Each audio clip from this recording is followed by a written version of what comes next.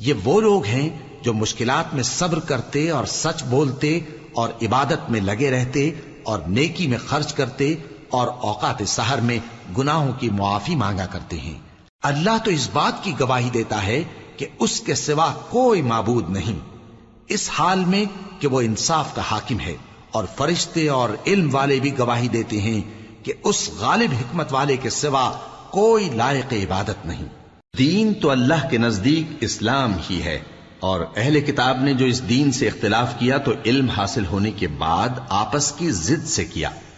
اور جو شخص اللہ کی آیتوں کو نہ مانے تو اللہ جلد حساب لینے والا ہے۔ اے پیغمبر، پس اگر یہ لوگ تم سے جھگڑنے لگیں تو کہنا کہ میں اور میرے پیرو تو اللہ کے فرمانبردار ہو چکے، اور اہل کتاب اور ان پڑھ لوگوں سے کہو کہ کیا تم بھی اللہ کے فرمانبردار بنتے اور اسلام لاتے ہو؟ پس اگر یہ لوگ اسلام لے آئیں تو بے شک ہدایت پالیں، اور اگر تمہارا کہا نہ مانے تو تمہارا کام صرف اللہ کا پیغام پہنچا دینا ہے،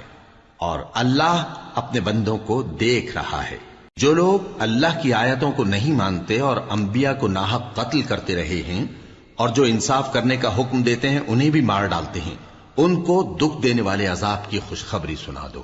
یہ ایسے لوگ ہیں جن کے اعمال دنیا اور آخرت دونوں میں برباد ہیں، اور ان کا کوئی مددگار نہیں ہوگا۔ بھلا تم نے ان لوگوں کو نہیں دیکھا جن کو کتاب یعنی تورات سے حصہ دیا گیا، اور وہ اس کتاب اللہ یعنی قرآن کی طرف بلائے جاتے ہیں تاکہ یہ ان کے تنازعات کا ان میں فیصلہ کر دے، تو ایک فریق ان میں سے پھر جاتا ہے اور منہ پھیر لیتا ہے، یہ اس لیے کہ یہ اس بات کے قائل ہیں کہ دوزخ کی آگ ہمیں چند روز کے سوا چھو ہی نہیں سکے گی، اور جو کچھ یہ دین کے بارے میں بہتان باندھتے رہے ہیں اس نے ان کو دھوکے میں ڈال رکھا ہے۔ تو اس وقت کیا حال ہوگا جب ہم ان کو جمع کریں گے، یعنی اس روز جس کے آنے میں کچھ بھی شک نہیں، اور ہر نفس اپنے اعمال کا پورا پورا بدلہ پائے گا، اور ان پر ظلم نہیں کیا جائے گا۔ کہو کہ اے اللہ، اے بادشاہی کے مالک، تو جس کو چاہے بادشاہی بخشے اور جس سے چاہے بادشاہی چھین لے، اور جس کو چاہے عزت دے اور جسے چاہے ذلیل کرے۔ ہر طرح کی بھلائی تیرے ہی ہاتھ ہے، اور بے شک تو ہر چیز پر قادر ہے۔ تو ہی رات کو دن میں داخل کرتا اور تو ہی دن کو رات میں داخل کرتا ہے، تو ہی بے جان سے جاندار پیدا کرتا ہے اور تو ہی جاندار سے بے جان پیدا کرتا ہے، اور تو ہی جس کو چاہتا ہے بے حساب رزق بخشتا ہے۔ مومنوں کو چاہیے کہ مومنوں کے سوا کافروں کو دوست نہ بنائیں، اور جو ایسا کرے گا اس سے اللہ کا کچھ عہد نہیں۔ ہاں، اگر اس طریق سے تم ان کے شر سے بچاؤ کی صورت پیدا کرو تو مذائقہ نہیں، اور اللہ تم کو اپنے غضب سے ڈراتا ہے، اور اللہ ہی کی طرف تم کو لوٹ کر جانا ہے۔ اے پیغمبر، لوگوں سے کہہ دو کہ کوئی بات تم اپنے دلوں میں مخفی رکھو یا اسے ظاہر کرو، اللہ اس کو جانتا ہے، اور جو کچھ آسمانوں میں اور جو کچھ زمین میں ہے اس کو سب کی خبر ہے، اور وہ ہر چیز پر قادر ہے۔ جس دن ہر شخص اپنی کی ہوئی نیکی کو موجود پا لے گا اور اپنی برائی کو بھی دیکھ لے گا تو آرزو کرے گا کہ اے کاش اس میں اور اس برائی میں دور کی مسافت ہو جاتی، اور اللہ تم کو اپنے غضب سے ڈراتا ہے، اور اللہ اپنے بندوں پر نہایت مہربان ہے۔ اے پیغمبر، لوگوں سے کہہ دو کہ اگر تم اللہ کو دوست رکھتے ہو تو میری پیروی کرو، اللہ بھی تمہیں دوست رکھے گا اور تمہارے گناہ معاف کر دے گا، اور اللہ بخشنے والا ہے، مہربان ہے۔ کہہ دو کہ اللہ اور اس کے رسول کا حکم مانو، پس اگر وہ نہ مانے تو اللہ بھی کافروں کو دوست نہیں رکھتا۔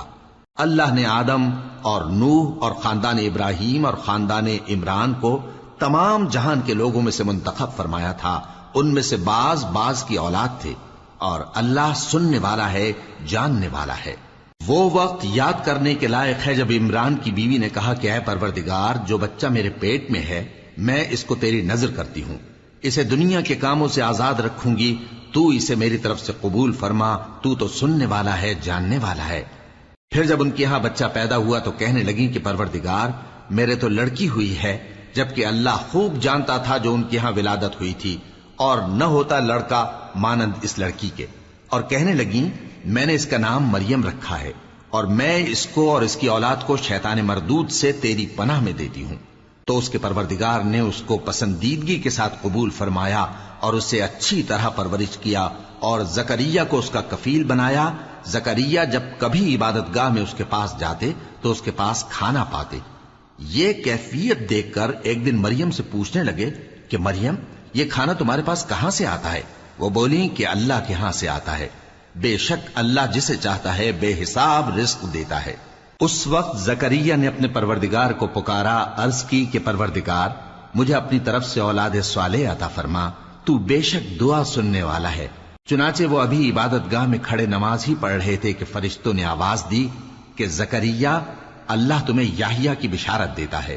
جو کلمۃ اللہ یعنی عیسیٰ کی تصدیق کریں گے اور سردار ہوں گے اور عورتوں سے رغبت نہ رکھنے والے اور ایک پیغمبر یعنی نیکوکاروں میں ہوں گے۔ زکریا نے کہا، اے پروردگار، میرے ہاں لڑکا کیوں کر پیدا ہوگا کہ میں تو بڈھا ہو گیا ہوں اور میری بیوی بانجھ ہے؟ فرمایا، اسی طرح اللہ جو چاہتا ہے کرتا ہے۔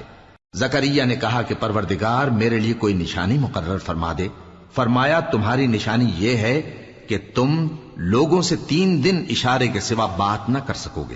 تو ان دنوں میں اپنے پروردگار کی کثرت سے یاد اور صبح و شام اس کی تسبیح کرنا۔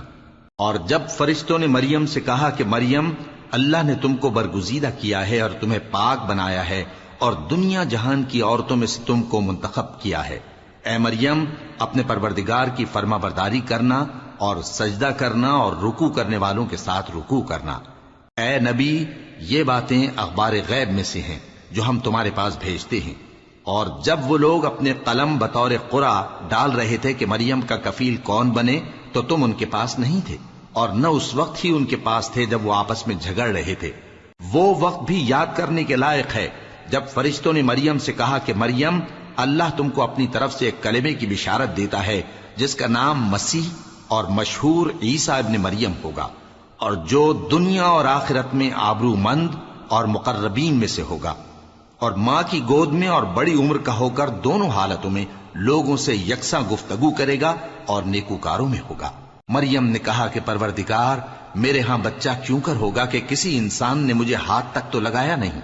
فرمایا کہ اللہ اسی طرح جو چاہتا ہے پیدا کرتا ہے، جب وہ کوئی کام کرنا چاہتا ہے تو ارشاد فرما دیتا ہے کہ ہو جا، تو وہ ہو جاتا ہے۔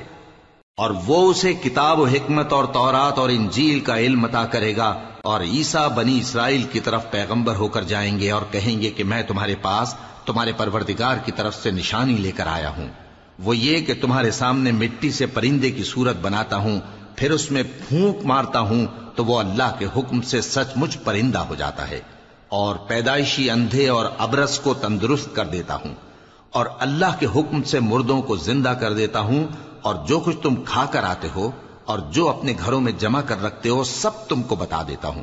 اگر تم صاحب ایمان ہو تو ان باتوں میں تمہارے لیے نشانی ہے، اور مجھ سے پہلے جو تورات نازل ہوئی تھی اس کی تصدیق بھی کرتا ہوں، اور میں اس لیے بھی آیا ہوں کہ بعض چیزیں جو تم پر حرام تھیں ان کو تمہارے لیے حلال کر دوں، اور میں تو تمہارے پروردگار کی طرف سے نشانی لے کر آیا ہوں، تو اللہ سے ڈرو اور میرا کہا مانو۔ کچھ شک نہیں کہ اللہ ہی میرا اور تمہارا پروردگار ہے، تو اسی کی عبادت کرو،